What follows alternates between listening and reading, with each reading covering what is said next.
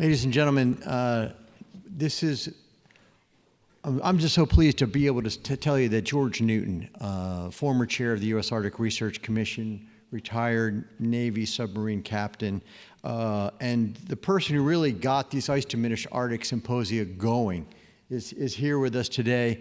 And just to give a little bit of a reflection of having seen 8 of these historically over the past nearly 20 years, and to also share, as he would, as any good elder would do, share his perspectives on where we need to go next, given his long understanding and deep appreciation of the history of where we've been. So please, a warm greeting for Mr. George Newton.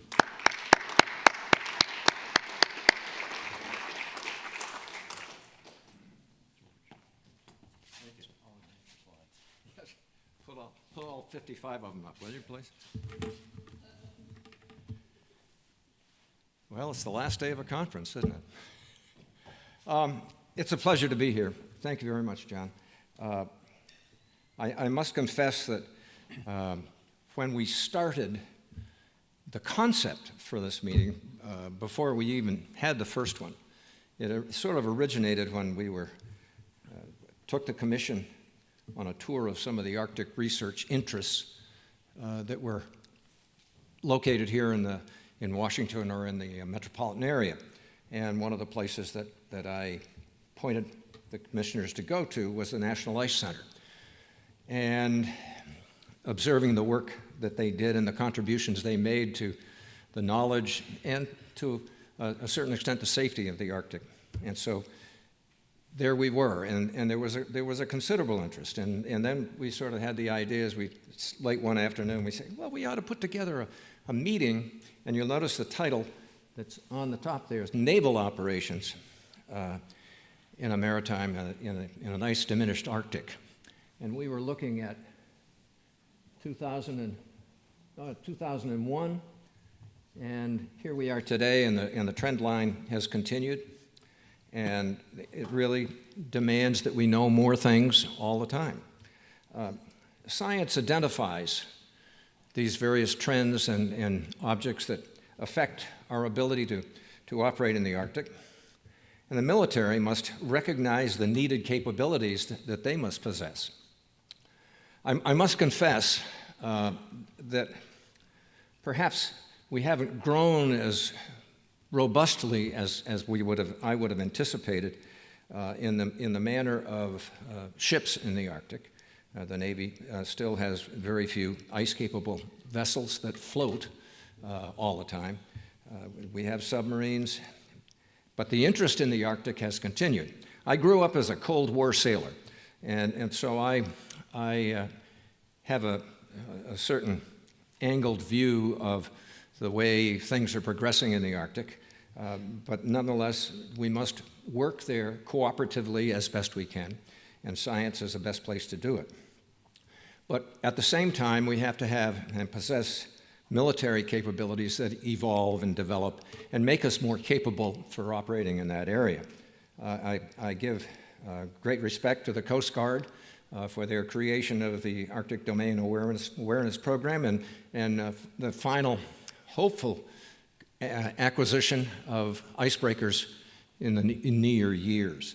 The other element of our military progress in the Arctic has been through the submarine force, which for a long time, 60-plus years, it has developed military capabilities in both their platforms and in their weapons systems to maintain a ready military capability, but that's only in one aspect of military operations.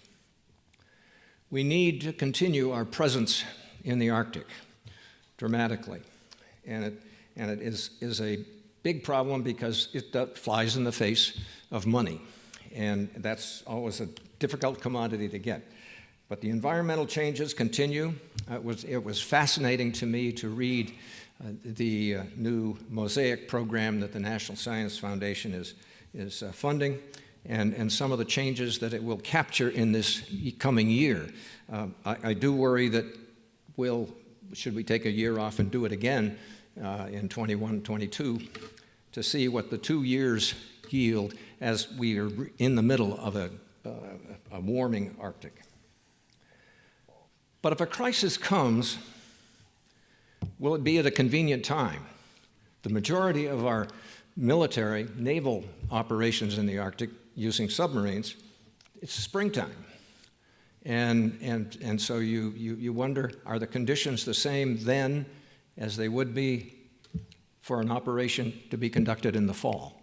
So it's a thing that I think Mosaic can help understand that.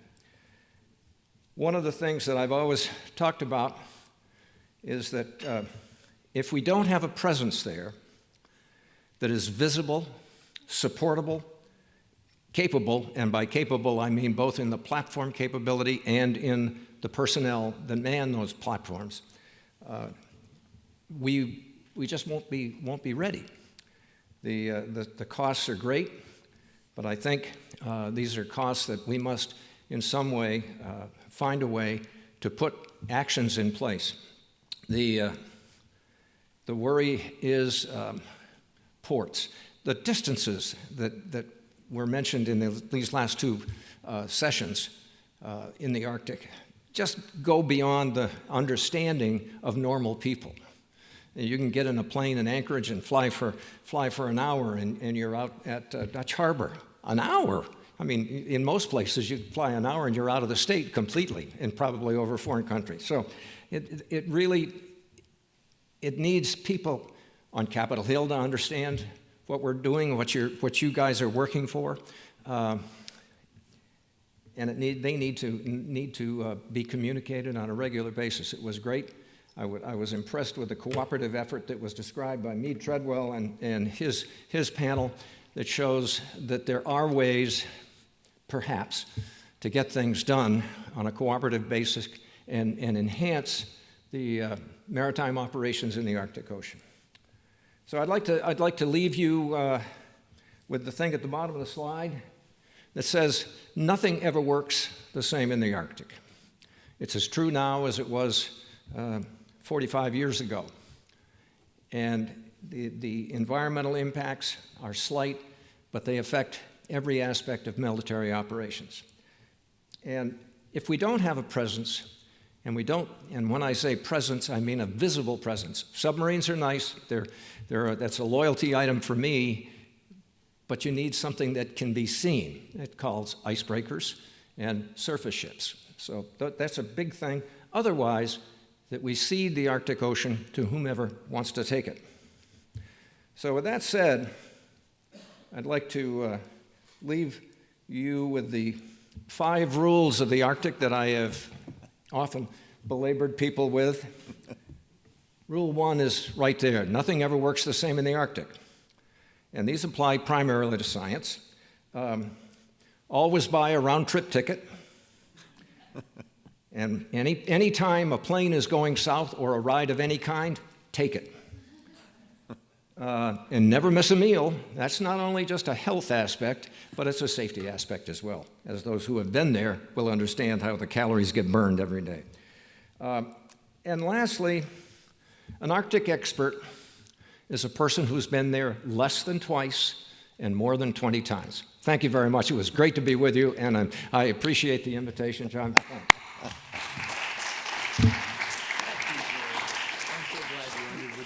Thank you so much. You're welcome. Thank you, George. That was wonderful, and I'm glad you gave the rules. Okay, I'm very pleased to tell you that the final session we have today is something that's very special to me. I was talking with Dr. Victoria Herman, who is the executive director of the Arctic Institute, which is a really nice nonprofit organization in D.C. They put out a wonderful newsletter. They're doing a lot of stuff. And what's especially impressive about them, it's some young and enthusiastic emerging leaders. It's really the next generation.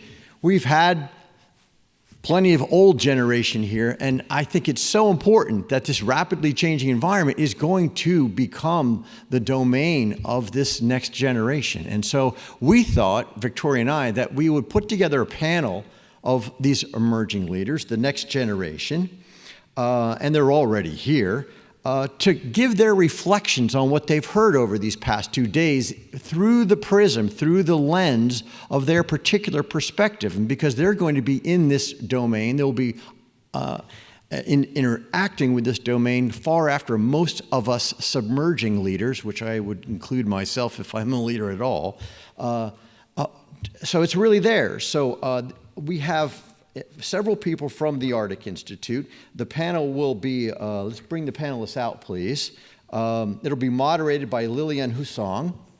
And then we have several people from the Arctic Institute, but also importantly, we have a person from the Wilson Center, Jack Durkee, and we also have a representative from the Greenland representation, the first secretary, Rebecca Lynge. So please, here's the panelists. I'll go quickly from left to right. That's Val Muzik on the far left. That's Rebecca, who I just mentioned. Jack Durkee, who's been wonderful throughout planning this whole session, and I'm so glad he has a chance to sit down. We have Lillian here. We also have Andreas in the middle. And we don't have Victoria here. Did I get everybody? Alina, I'm so sorry. Yes, Alina. Okay, so they've prepared. They've got good questions. We have a great moderator. So please welcome our panelists here, and we look forward to a very good session. Thank you so much. So I want to thank everybody. You've made it. You're here for the final panel, and the special treat for you is that of the millennial panel, we don't have a PowerPoint, which means we have no technical difficulties with the clicker. So everything's going to be good. My name is Lillian Hussong. I'm a PhD candidate at Rutgers University in the Division of Global Affairs, where I study grand strategy as it applies to the Arctic. I'm also a researcher at the Arctic Institute, and we are thrilled to be here today. And we thank the Wilson Center, the U.S. Arctic Research Commission, the National Ice Center, ADAC, the Patuxent Partnership, and St. Mary's College for allowing us to have a seat at this table. And I would also like to thank Dr. Victoria Herman, the founder of the Arctic Institute, for setting up this panel, but unfortunately she had to be out of DC today, and so we wish her well. The Arctic Institute's panel today is to have a discussion with an overarching question in mind, which is how do inclusivity, equity, and multidisciplinary collaboration offer a better foundation for emerging leaders upon which to tackle the impacts of an ice-diminishing Arctic? And we guide through this through the lens of the generational contract. So the speakers before you are graduate students, university lecturers, journalists, civil servants, and think tank analysts, often wearing multiple hats, whose research ranges from resource extraction to sustainable development, global telecommunications to migration, and geopolitics to strategy. We're going to shake things up here today because we aim to have a conversation on stage. But we also want to foster a dialogue with the audience and our panelists. So I also pose questions to you. I pose 3 questions, and please feel free at any point to go up to the microphones. So the first, why does it matter that we're up here? What do you expect in future leaders? And what conversations should we be having about the Arctic that we are not? With that being said, I'm going to have the rest of the panel introduce themselves, and then Dr. Andreas Raspotnik will talk a little bit about the Arctic Institute before I get into the questions. Hi, my name is Alina Bykova. I just finished my master's at the University of Toronto in Canada. Before that, I was a journalist at the Toronto Star, and I did my Bachelor of Journalism at Ryerson University. My main research interests in my master's degree focused on Norwegian and Russian diplomacy on Svalbard, and currently I'm very interested in resource extraction and sustainable development in the Arctic. And I'm also a researcher at the Arctic Institute and a translator in Russian. I am Jack Durkee. I work with the Polar Institute at the Wilson Center, and I help in the program with the development and the execution of the content like conferences like today. My academic background is in Turkish foreign policy and Turkey's relationship with the West, and specifically how the EU refugee agreement of 2016 affected EU-Turkish relations. I previously worked in the CEO's office of the Wilson Center before joining the Polar Institute 2 years ago, which was when I entered the Arctic foreign policy sphere. In that time, while helping to frame and build the Polar Institute, I've taken an interest specifically in Arctic geopolitics and energy security, and I've explored these issues and more in my travels to Fairbanks, Reykjavik, Stockholm, Buda, and more. I also have the unique expertise in chasing Mike Sfraga around the building, so I think that's a pretty good one. In short, that's how I've gotten to where I'm at now, and yeah, that's it. Good afternoon, everybody. I am not an Arctic Institute researcher or affiliated with, but I'm happy that I'm perceived young enough to be on this panel. So thank you for that, first off, and thank you for staying for our last panel of the day. It's been 2 extremely interesting days, and a lot of information, knowledge have been gathered for me, and I'm sure all of you. So I'm sorry at this late point to be adding yet another perspective for you to consider. It's been mentioned a couple of times throughout these 2 days, be it climate change, be it our geopolitical, strategical placement in the Arctic, but I'm talking about Greenland, obviously.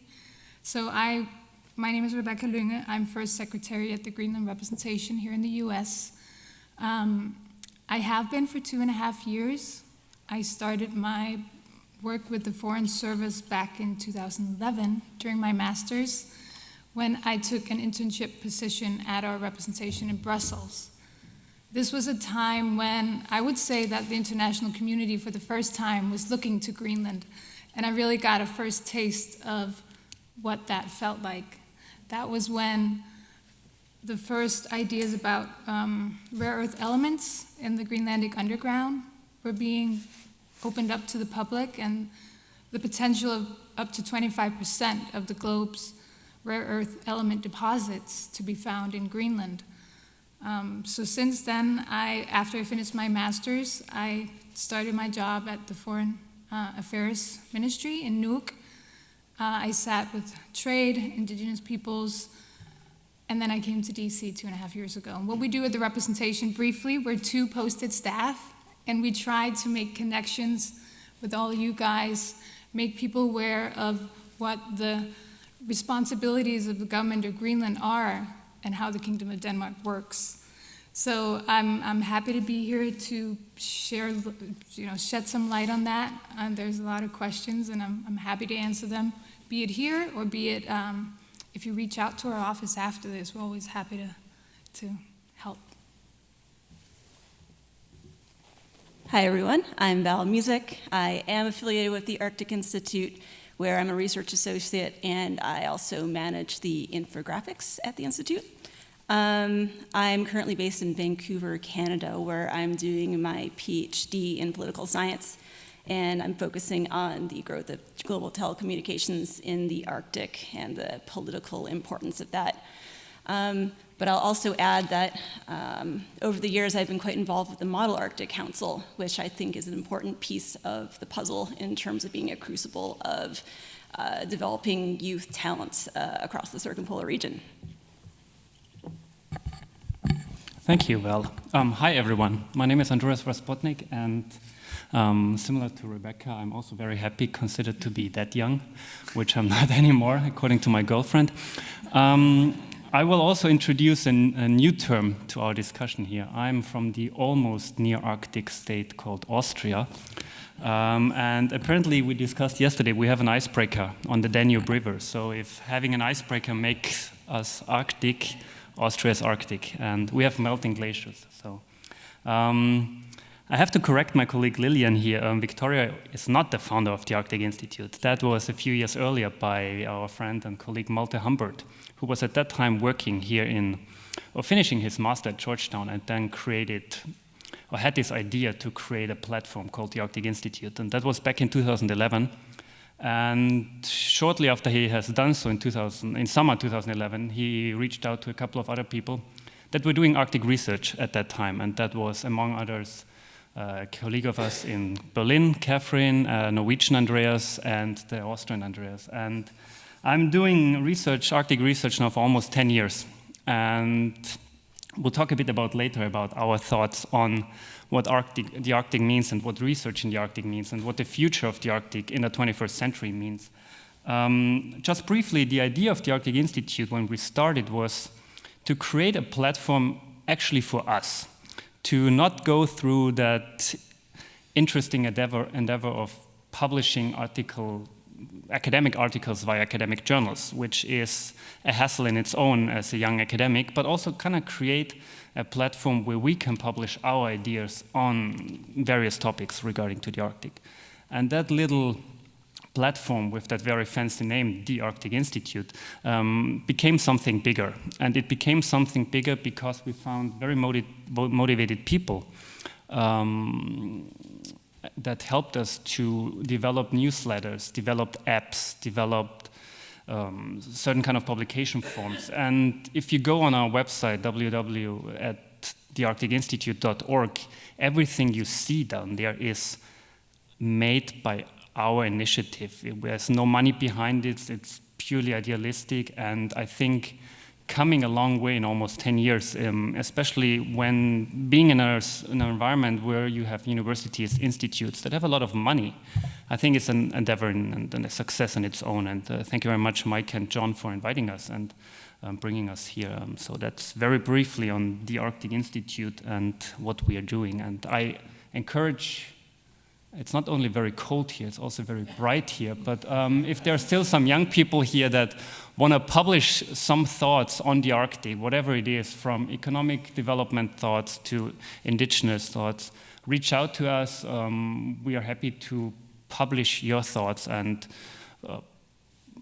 reach out to our followers. 15,000 people on Twitter is quite a big crowd right now. So if you want to say something about the future of the Arctic or publish your thoughts, it's the Arctic Institute you have to come to. Lillian. All right, so we're going to get started with our questions here. And in keeping with the overarching theme of equity, inclusivity, and multidisciplinarity, I want to ask of the panel first. In Arctic research, as civil servants, as academics, journalists, and analysts, what exactly does inclusivity mean to you and to the work that you do? Can I maybe start? So of course my perspective is mainly from a Greenland context, so bear with me on that. As I mentioned, we started to experience international interest in Greenland, and it's definitely only evolved for the past decade to a level we haven't experienced before. Being a small population and a small government, that's of course a lot to take in and to handle. And with that in mind, I want to say that it's been mentioned by several people here during this conference, and the fact that inclusivity is not only about being seated at the table, it's about having a voice, it's about being heard. And I've heard a couple of people mention the need to engage with indigenous peoples of the Arctic and Arctic inhabitants in general, because they're important stakeholders. I'd like to challenge that notion a little bit and say that the people who call the Arctic home are the primary right holders of the Arctic. So I think that's important when we talk about inclusivity. We're not maybe talking about being seated at a table, but it's our table, it's our home, it's our house. So that's the main point. And in a Greenland perspective, you got to take recent history into account as well. We've had very recent developments of going to self-rule from being a colony. We turned into a Danish colony, or a Norwegian Danish, in 1721. It wasn't until the early 1950s that we transformed into a Danish constituency. My great-grandfather was one of the Greenlandic politicians that went with the Danish delegation to Geneva to tell the UN that they were decolonializing Greenland. In '79, we got our first own government, our own parliament. In 2009, we got self-government. And with that, we got a whole new rule set of what is possible, with that inherent independence in the future as well. And to Dr. Nong Hong's presentation, I just wanted to mention that already we have taken home areas of expertise in all different sectors. That means that the right people to deal with within mineral resources, be it tourism, transport, shipping, Fisheries trade is the government of Greenland, because these areas are already a part of our responsibility. So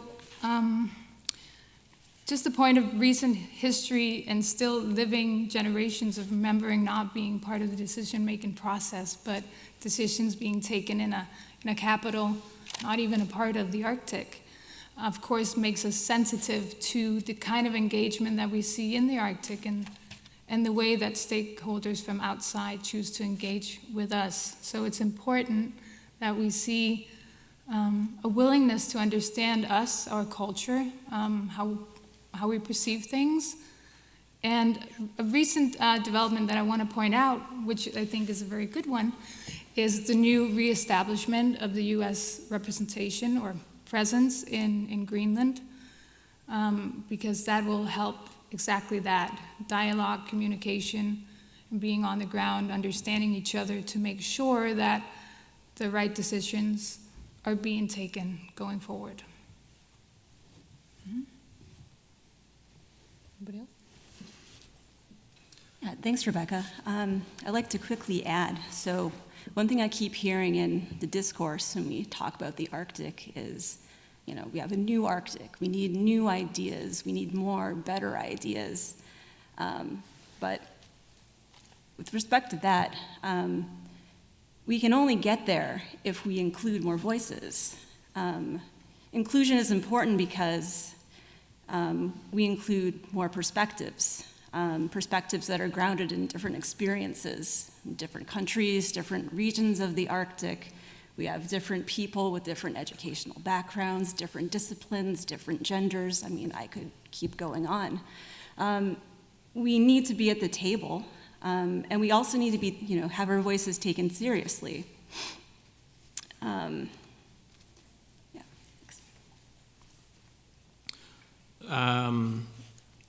The fact that all of us up here have the opportunity to speak to an audience like this, I think means we're privileged. And that's something to know, that we as emerging leaders can lift other young people up in this process of us going out as well. Speaking personally, through the Wilson Center, I've been exposed to and interacted with leaders in the Arctic currently. The next step for me personally, or for people at our age, is to capitalize on these opportunities and implement our ideas and share our concerns with people that are currently in power. So yeah.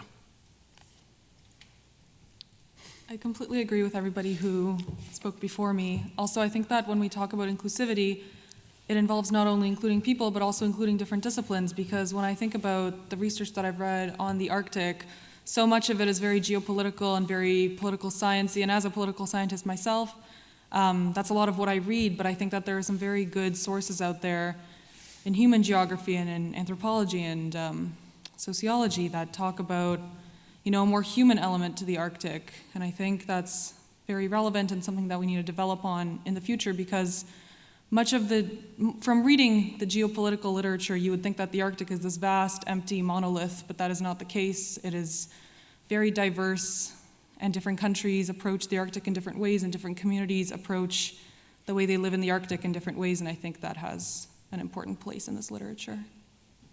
Thank you.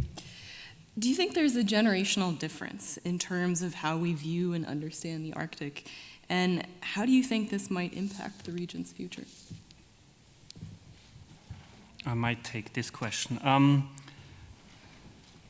few panels ago, we have heard about the infamous flag planting of 2007, and I refer to myself as a kid of the 2007 flag planting, because that was the time, what Mike said, when there was a growing interest in the Arctic, and for good or bad, but that was the time when I wrote my first master thesis.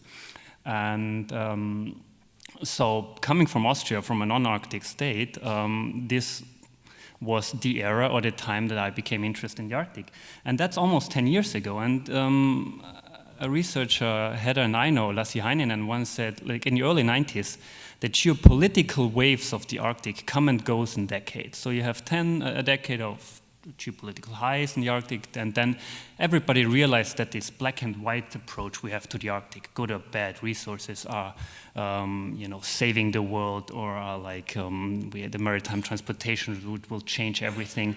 There becomes some realistic tone to it, and people realize, oh yeah, the world is not that black and white, despite Twitter and very fancy headlines in a lot of newspaper outlines. And right now we see, I like what he's not here anymore, the Coast Guard officials said about there are two factors when strategies change. Either the strategy is bad or the conditions change. And right now we might see that the conditions change. Maybe in 2 years or in 4 years when we meet here again, we might conclude that the conditions haven't changed at all and the Arctic is still a niche and will remain a niche forever. But I would like to emphasize this. We are very much, and maybe it's because of our own Arctic bubble, but we are very much kind of like in this black and white picture of the Arctic all the time. You know, what will be the future of the Arctic, and where will it lead to us? You know, and I think very often we still think about the Arctic in terms of the 21st century. You know, all traditional resources.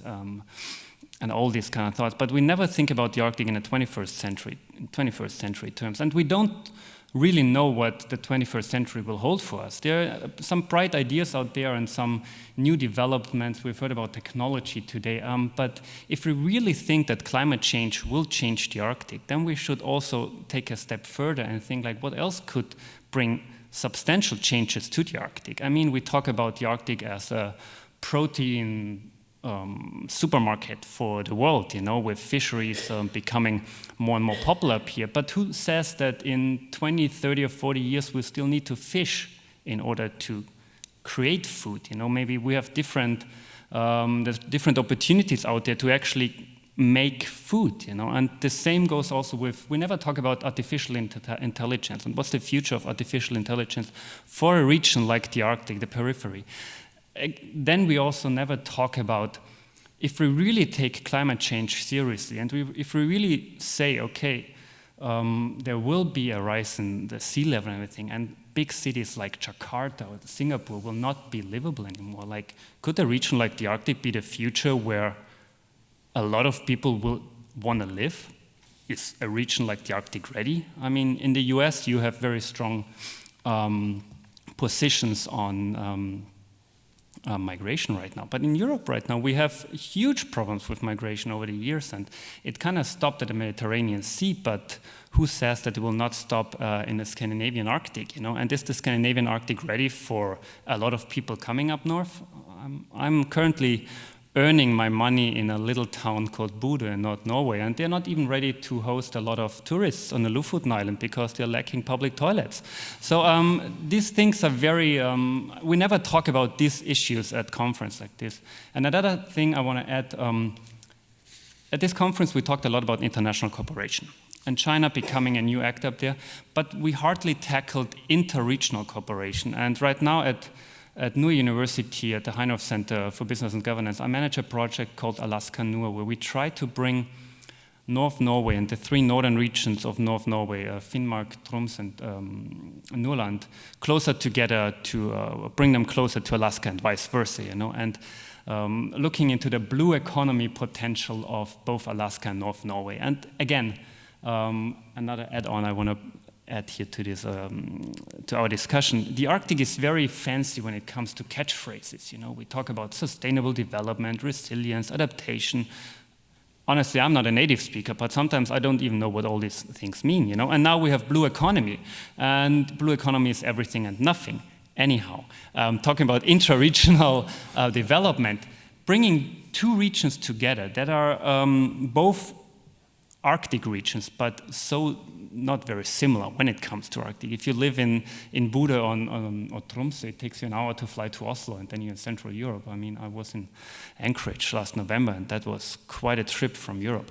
And that's only one thing, but like, how can you bring these two regions closer together? And when I talk to business makers, businesses both in Alaska and in North Norway, one thing is always investment, private investment. How can you bring actually public investment, private investment into the north? How can you make the north not only a region where a lot of ships traverse or where you like kind of ship resources out, but where young people actually want to live there and develop ideas that are important not only for the north, for the periphery, but maybe also for the center, and for capitals down in Oslo, in Stockholm, whatever it is.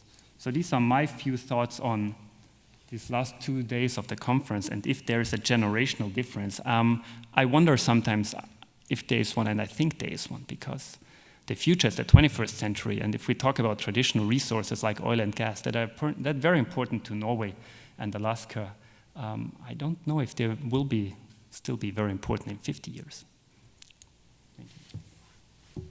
Can I just add, you mentioned a lot of different things, but I'm just going to jump up on the regional cooperation part, because I think that is important. You know, we engage in all these different levels, be it locally, regionally, internationally.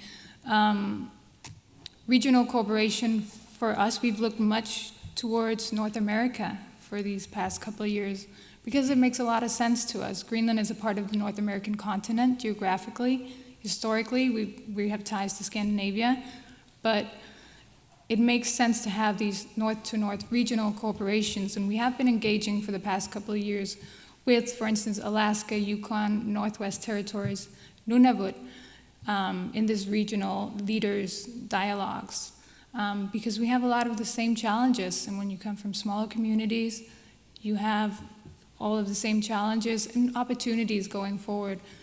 There is a need and it makes great sense to talk about, well, how can we learn from each other best practices of what can be done and what is being done already, so you don't go ahead in this silo thinking. And I think that is also for researchers, it doesn't matter where you're from, but the silo thinking and kind of breaking with that. And I think the newer generations, the younger generations are better at that, thinking more innovatively and in terms of corporations. And engaging youth in the dialogues and discussions will make a big difference because they have a different way of thinking about things.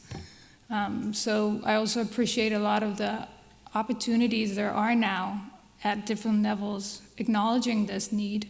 So at the UN level, Arctic Council have a lot of great projects and opportunities for the youth to engage. I was mentioning to Val just yesterday about this Sustainable Development Working Group project in the Arctic Council called CREATES, where Arctic youths are putting up videos, and it's part of a suicide prevention initiative, because that's some of the social challenges we are facing in the Arctic to a high degree still. And having those videos and having internet today that you can engage and communicate with people who, like you, are living in a very isolated community far up north, and can open up about some of these things. I think from Greenlandic youth perspective, people younger than me, braver than me, are very open and very breaking down a lot of taboos in our societies that are needed. And that's really interesting to see, and I think that's the way forward, being very open and having dialogues. I think with respect to the Arctic, something that I've noticed that, my generation, the millennials, and then the Gen Zs or Zs after me are thinking about, I think we're very concerned with climate change. I think this is something that's very much on people's radar. I think, the younger generations, I think we're very realistic and we're very pragmatic, and when we look into the future, even 10 years from now, I think there's a lot of trepidation. There's a lot of concern. It's not just climate change, it's economic things, it's people going, well, I'm never gonna own a house because, the economy is the way it is. And I think all these things are really weighing on people's minds. And I think, I think we want to be hopeful. And I think we want to put ourselves out there and, make some change happen. But a sense that I get is that people feel like we're kind of spinning our wheels in the mud right now. The other thing I'll add too is, we're more media saturated and we're more connected than we've ever been, especially, the younger generations, right? So this is something that's to our benefit. We can communicate globally. That's fantastic. But we're also more exposed to all kinds of things, including all this stuff on climate change. So I'll end there. Thanks. Val, to touch on your point, because you're talking about millennials and Generation Z, what skills and strengths do you think that this generation brings? I'm asking this to the entire panel. But also, where could this, emerging leadership from the millennial generation, Generation Z, where could they use help from older generations? I would say that as a younger generation, I feel that we are growing up hearing discussions that perhaps older generations didn't hear as much, such as inclusivity, including women, including Indigenous voices. And I think that's very important for the study of the Arctic, especially given that it's a space where, for example, women have historically been excluded. And that's not to say that's anybody's fault. It's not to say that it's anybody's fault that older generations didn't have these conversations as much as we did. I think it's just, as a society, we are evolving. But I think that what we are building now is built on a very sturdy foundation of people who came before us, people who, went and did important research so that now we can go and do more important research. So obviously, what we are doing is not in a vacuum, and it is following important work by others that was done before us. So. Obviously, the people in this room are preaching to the choir about this, but when people of the generations above us speak about climate change, it doesn't necessarily affect them viscerally, but for us on stage, it's going to be, 20, 30, 40 years where we're facing big challenges, whether it's, I don't have to list it off to you all, but rising sea levels or thawing permafrost or, you name the cities across the globe. So when, we're speaking to the older generations to understand that we will deal with those challenges, and we're really the front lines as of now, and then our children's and our children's children's will be the ones that see the true consequences. Your question? So I just wanted to add, because I think it kind of ties in with what the question you asked about inclusivity and diversity, and it kind of picks up on threads of what several of you have talked about. And that's kind of like embracing the full spectrum of like what it means to be a human who's alive right now and living in the Anthropocene, and just really like kind of honoring the diversity of emotions that come in working with climate change and in the area of the world where we're seeing climate change happening more than twice as fast as the global average. It's like fascinating, and it's stimulating and really endlessly interesting, but it's also devastating. And I think that as a society, especially as an American, I think that we're not very good at dealing with grief and feeling uncomfortable. And I think that that is a really big stopping point for engaging a lot more of the populace in actually getting in front of these issues and like mitigating risk, because people are so afraid to acknowledge what the reality is that they become paralyzed, or they just will deny it, or they become very angry because they don't want to think my children or my grandchildren are going to have to be dealing with massive migration of displaced people, or rising sea levels, all of that. That's terrifying. And I think that though, if you don't have that honest recognition of like, yeah, this is like really scary and like really challenging, but also if we recognize that, I think it's really an opportunity to like kind of have empathy for this shared, like really challenging human experience, and to be able to really find unity in that, and to find ways to move forward, and to feel like we're actually all on the same side of the table, looking across at a really big challenge and thinking, how can we address this, and how can we all have strength and feel like our grandkids are going to have like a safe world and like a good opportunity to have a good livelihood and have good air to breathe and good opportunities.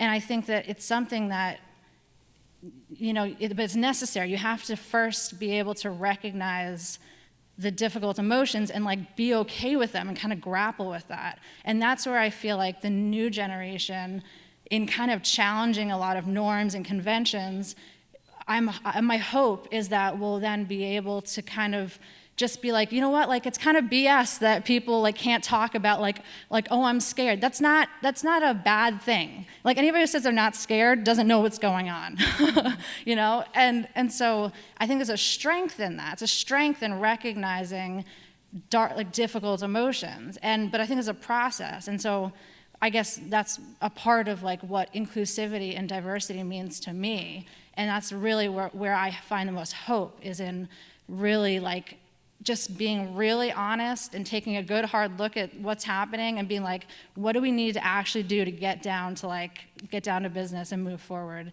as, you know, a collective society. That's all.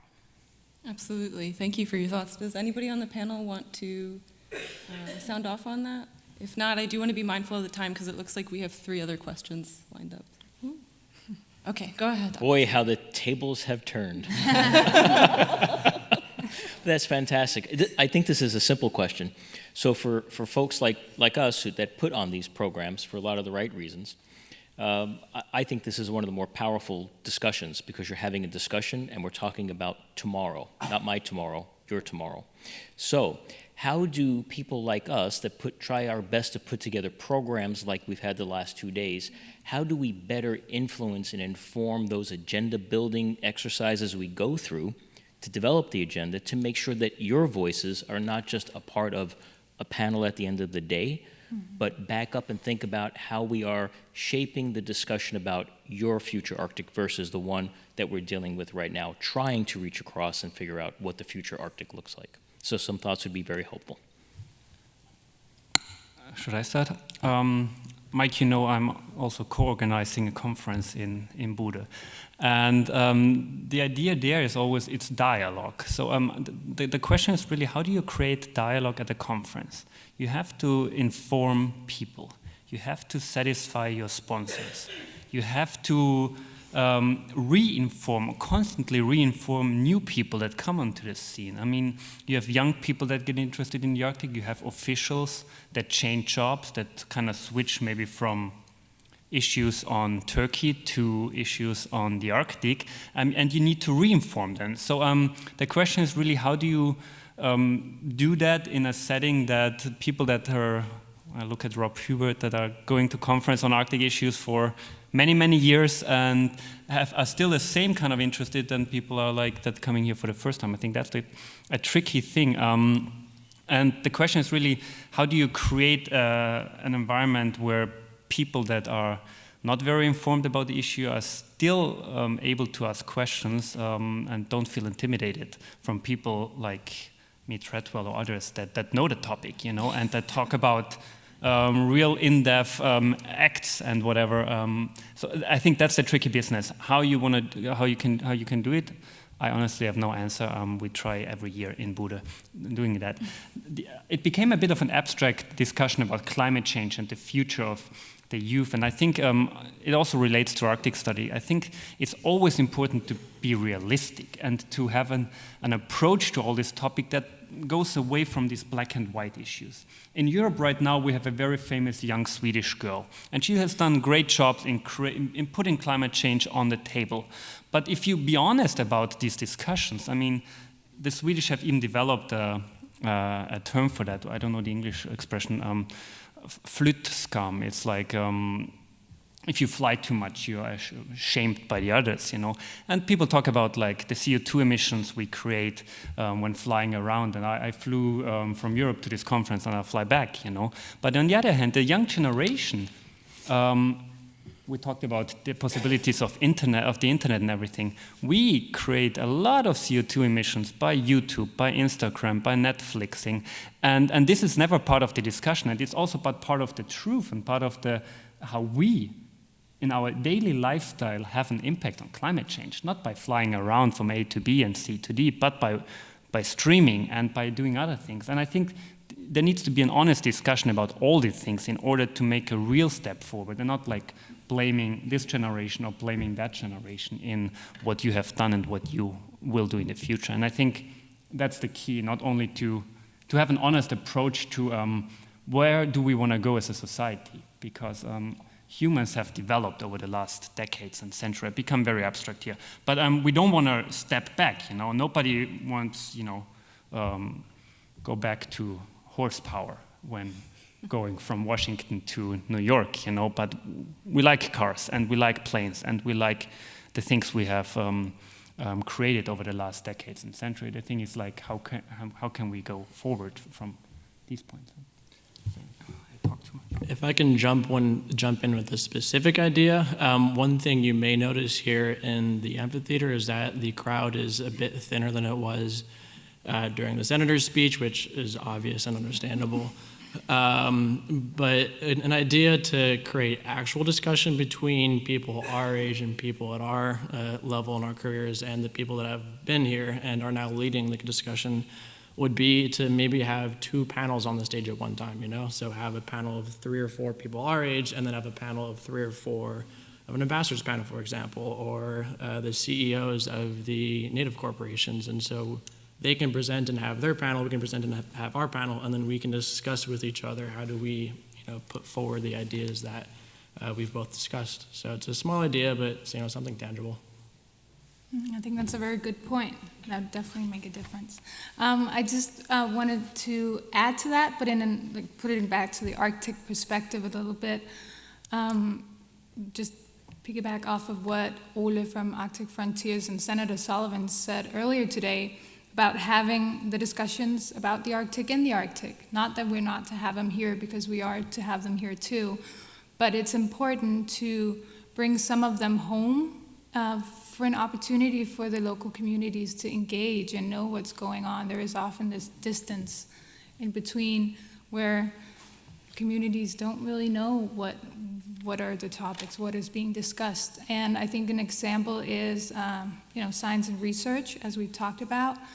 A lot of great developments have happened, but in Greenland there's still a feeling that for decades researchers have come to Greenland and they leave again, and nobody really knows what has been going on, what they've studied, because they don't necessarily engage with the local communities. Their research fields are on Summit or wherever, right? But there is a willingness to change this, and I appreciated the comment earlier from NSF on co-production of knowledge. That is something that we're working with NSF now in Dartmouth to really try, and when I say we, I'm really speaking for researchers back home. So the Greenland science community and research community. And we have some really exciting things coming up with the Wilson Center, where we'll have a research, I'll just shamelessly plug this, research event, September 9, here in DC, where we'll have researchers from back home come and discuss ethical research in Greenland together with the NSF. And furthermore, at the Arctic Circle Assembly in Iceland, we'll have a follow-up on that.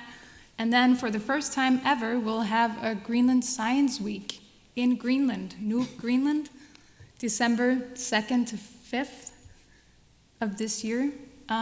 So that is exactly what we're trying to do. We're trying to pull it back home. We're hoping for a great international participation, hopefully a big US delegation as well, to kind of have these discussions at home. What are the needs of the communities, and what are the needs and interests of the researchers, and how can we combine that? How can we connect local communities with local researchers, with international researchers? So I think that's an example, and hopefully we'll see more of that. We have different sectors where we're trying to do it at least, but that's an example of it. For the sake of time, I'm just going to ask then if you'd like to ask your question. Hi, sure. Okay. I'll make this very quick. One, inclusivity means that old people like me, the more mature people, get to continue to stay at the table. I think Alina? Yes. Made the comment about the fact that, you know, you're building on the shoulders of people that have worked before you. And I have to say, having now been mature in my field, I realized when I was a new researcher, I understand and appreciate that now. So I would advocate for perhaps in another iteration of this particular symposium is you put a question out, and the panel that's addressing the particular question is diverse. And unlike Jack's picture of things where you have a new generation and a mature generation or an indigenous generation sitting at a separate tables. I would put those people all at one table and have that conversation go on around a question rather than a particular activity or a particular perspective. So I feel very rewarded to have stayed for the whole time because I think that this is really great. I also want to point out, as a person that has children and expects to have grandchildren, I still feel a very strong necessity to take care of some of these problems. I'm not done yet.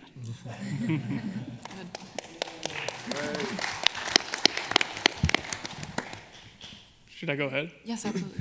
Okay, so we've heard a little bit about the consequences for future generations, as well as some of the warnings raised for the future of the Arctic. And I'm wondering, from one or more of you, what gives you hope?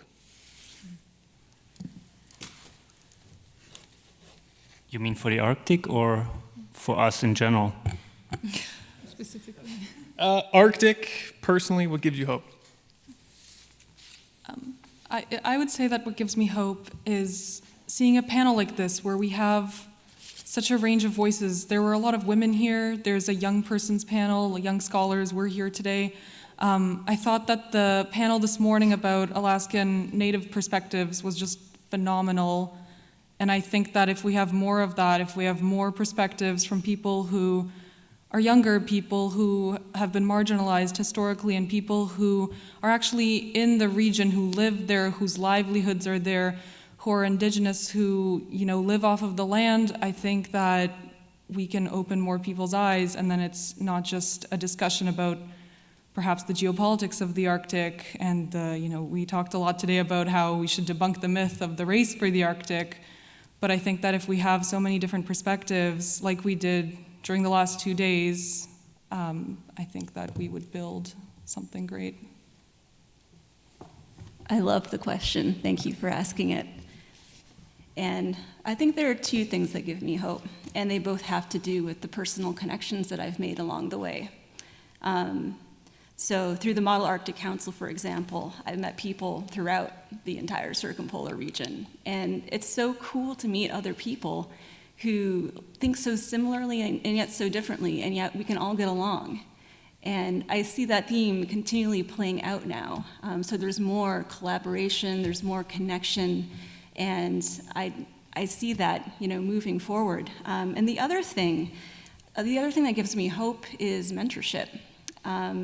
To speak for myself personally, if it hadn't been for my mentorships, I probably wouldn't be at this table. It's been incredibly important, and this speaks to the earlier comment, thank you, about the necessity of having our elders around to pass on that knowledge, but also inspire us. The inspiration is what's going to keep us moving forward. I'll just agree with that real quick. Inspiration, I think, goes with hope for me. So, of course, meeting so many people who care makes you push on, because you realize that, well, something good has to come of this, or something good will come of this when so many people can unite about a cause, be it what it is. It can be different causes depending what you believe in.